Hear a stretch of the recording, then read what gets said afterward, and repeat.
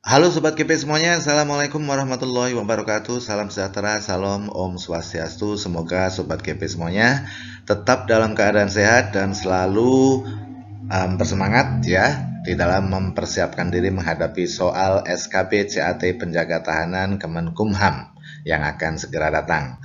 Dan saya ucapkan selamat buat rekan-rekan ya yang sudah lolos dan masuk perenggingan untuk lanjut ke babak berikutnya ya, SKB CAT, termasuk juga psikotes. Oke. Ya, sekedar mengingatkan untuk teman-teman semuanya ya, jangan salah karena penjaga tahanan Kemenkumham dengan penjaga tahanan Kejaksaan itu soal-soalnya sangat berbeda ya. Oke, bagi yang baru mampir silahkan untuk subscribe dan jangan lupa untuk like dan juga komen ya, dan share kepada rekan yang lain sehingga kemanfaatan dapat disebar lebih luas lagi ya. Oke. Ya, kalau sudah mari kita lanjutkan Sobat KB semuanya. Iya, saya mengulang lagi, ini adalah kisi-kisinya. Saya tunjukkan kepada Sobat KB semuanya ya. Kisi-kisi ini ya keluar pada tanggal 4 November 2024 ya, itu artinya baru, oke. Baru bulan ini tanggal 4, baru beberapa hari yang lalu, oke.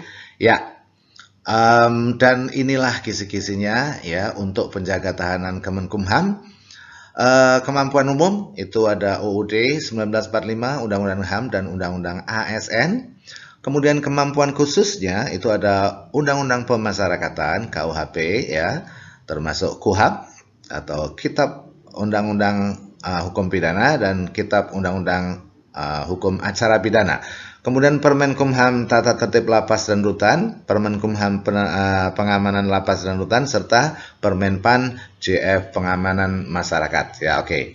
Dan ada yang dua, UU Narkotika, Instruksi Presiden Republik Indonesia nomor 2 tahun 2020 tentang Rencana Aksi Nasional P4GN tahun 2022-2024 ya. Oke. Kalau saya deskripsikan seperti ini ya, Sobat GP semuanya. Nah, ini sudah saya tuangkan ke dalam undang-undangnya atau peraturannya yang terkait. Oke. Yuk kita langsung masuk ke soal-soal yang sudah saya persiapkan. Tapi sebelum masuk, iya ada berita buat rekan semuanya. Oke, bagi rekan-rekan yang bisanya hanya jadwal malam ya, sekarang kita buka kelas malam ya. Kelas malam mulai tanggal 19 November, hari Selasa, ya bukan hari Sabtu tapi hari Selasa. Ya, Selasa, Kamis, Jumat, setiap jam 7 sampai jam 20.30 ya malam ya, oke. Dan biayanya, oke, ada diskon sekarang 10% dari 425.000 sehingga rekan-rekan hanya harus membayar sebesar 382,5 ya, oke ya.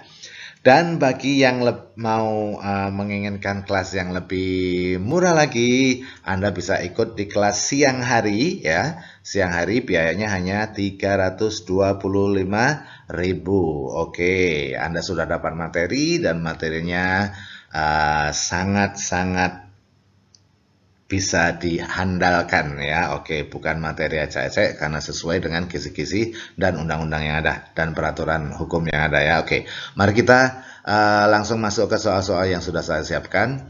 Soal nomor 1. Iya.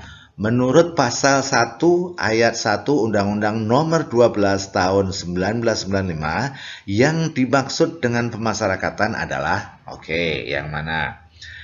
Saya sengaja ini mengulang dari soal video sebelumnya, tapi hanya nomor 1 karena saya akan mengajak rekan-rekan untuk melihat ada sesuatu yang berbeda di situ ya. Oke, ya, jawaban yang tepat untuk soal nomor 1 ini adalah pemasyarakatan itu adalah kegiatan untuk melakukan pembinaan warga binaan pemasyarakatan berdasarkan sistem kelembagaan dan cara pembinaan yang merupakan bagian akhir dalam sistem pemidanaan dalam tata peradilan pidana.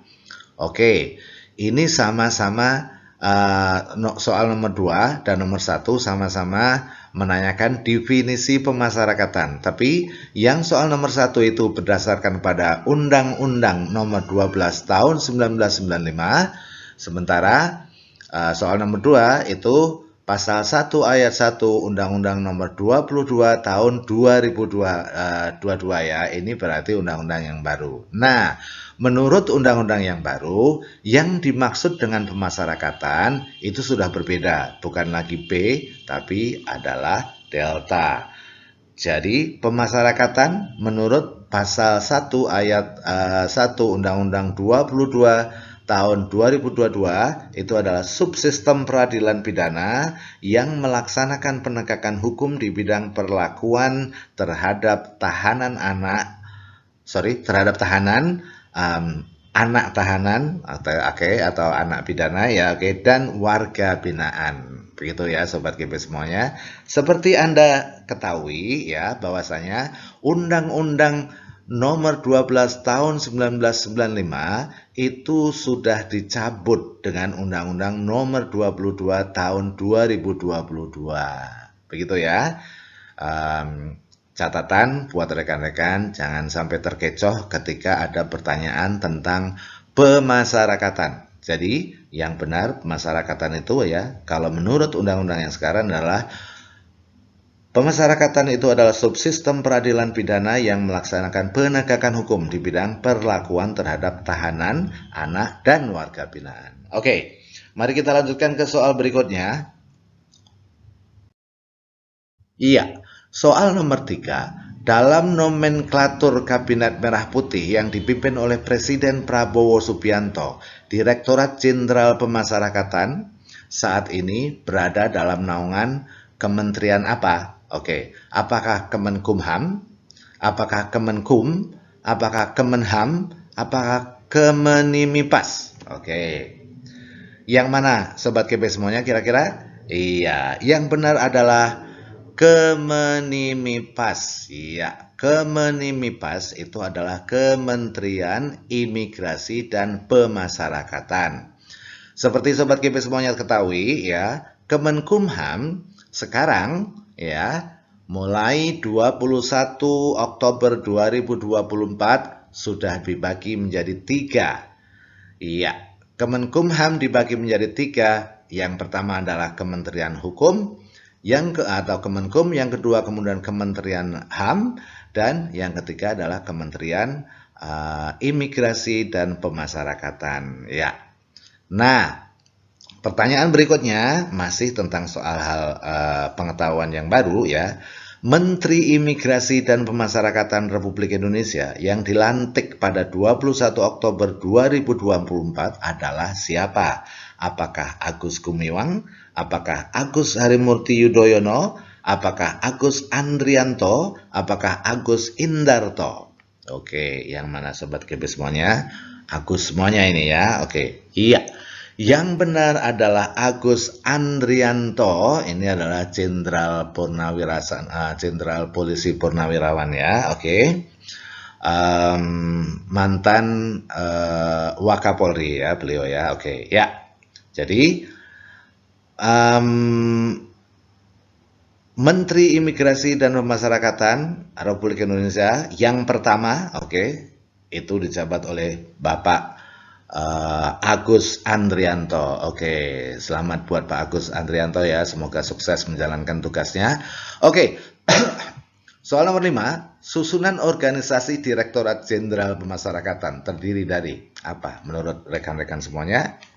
Iya, susunannya terdiri dari 1 sekretariat dan 6 direktorat. Oke, rekan-rekan bisa cek ya.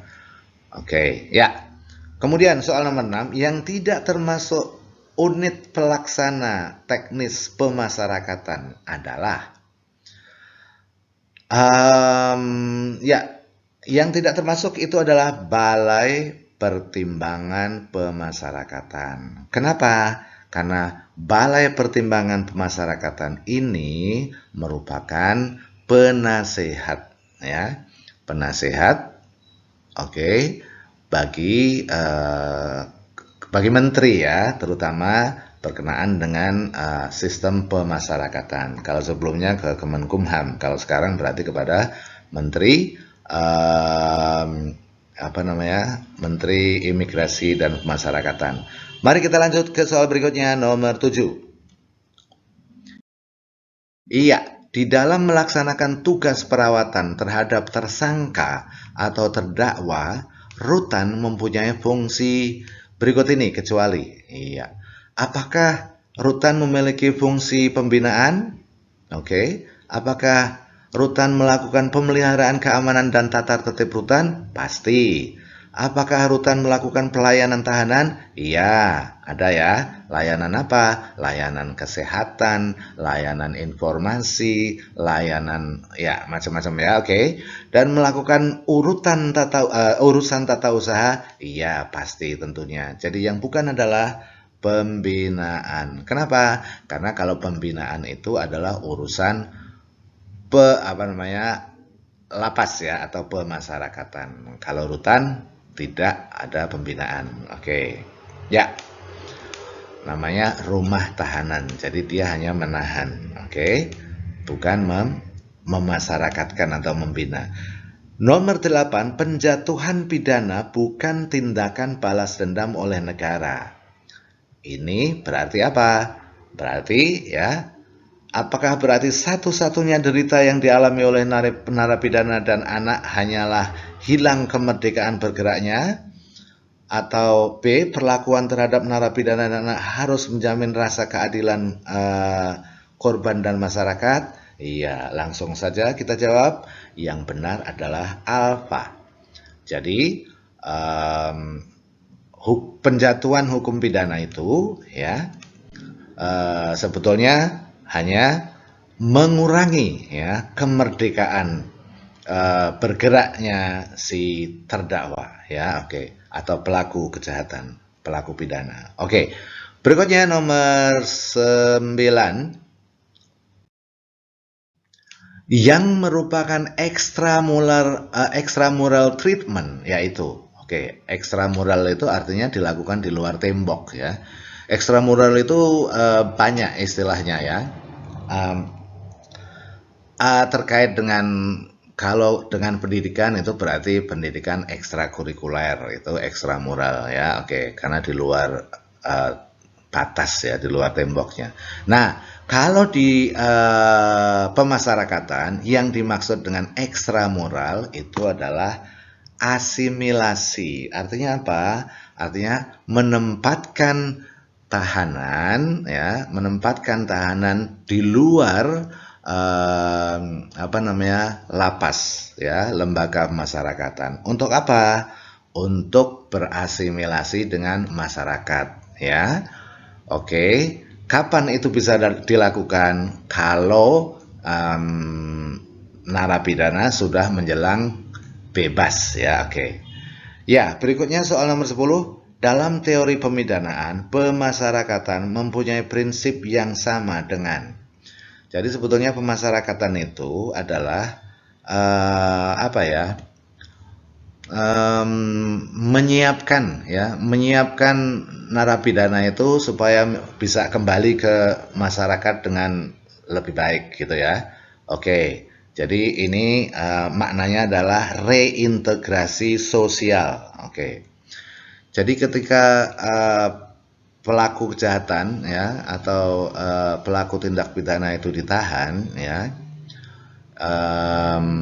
ditaruh di pemasyarakatan, ditempatkan di pemasyarakatan, itu biasanya pada akhir ya, setelah vonis ditaruh di pemasyarakatan. Nah, salah satu fungsi dari pemasyarakatan itu adalah menyiapkan supaya narapidana itu siap untuk bisa kembali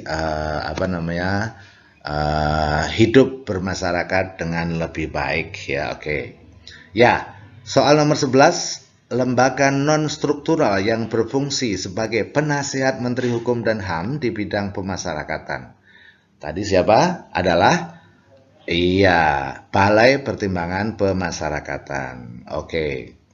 Nah, sekarang lambang pemasyarakatan yang mengandung arti rumah untuk pendidikan manusia yang salah jalan agar patuh kepada hukum dan berbuat baik, itu bahasa lambangnya apa?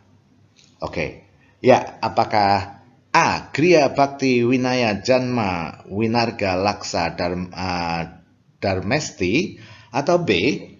Griya Winaya Janma Miwarga Laksa Darmesti? Ya, sepertinya Bravo ya ini, oke. Iya, jadi jawaban yang tepat adalah Griya Winaya Janma Miwarga Laksa Darmesti. Artinya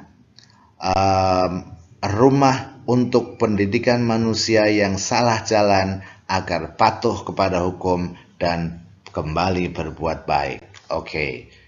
Ya, mudah-mudahan bisa dimengerti. Soal berikutnya nomor 13. Berikut ini yang bukan merupakan jenjang jabatan fungsional pengaman pemasyarakatan adalah, nah ini 4 soal ini adalah dari Permenpan RB tentang jabatan fungsional ya. Permenpan RB nomor 35 kalau saya nggak salah, 35 atau 30 itu. Oke, ya. Jawabannya adalah iya, yang tidak termasuk jenjang dalam jabatan fungsional pengaman pemasyarakatan adalah pengaman pemasyarakatan senior. Oke, ya nggak ada ya, adanya penyelia. Penyelia itu berarti tingkat tinggi ya. Oke, pengawas. Oke, soal nomor 14. Deskripsi pengetahuan, keterampilan, dan perilaku yang diperlukan dalam menjalankan suatu tugas jabatan fungsional disebut standar kompetensi. Oke, jadi banyak jabatan fungsional ya. Kalau di Kemenkumham untuk lulusan SMA sekarang yang lagi rame itu adalah penjaga tahanan dan juga pemeriksa keimigrasian. Soal nomor 15, satuan nilai dari tiap butir kegiatan dan atau akumulasi nilai butir kegiatan yang harus dicapai oleh pengaman pemasyarakatan dalam rangka pembinaan karir disebut angka kredit. Oke. Soal nomor 16, sasaran kerja pegawai atau SKP adalah rencana kinerja dan target yang akan dicapai oleh seorang PNS termasuk oleh pengaman pemasyarakatan ya atau penjaga tahanan. SKP dibuat setiap tahun sekali karena ini adalah target tahunan. Oke, ya.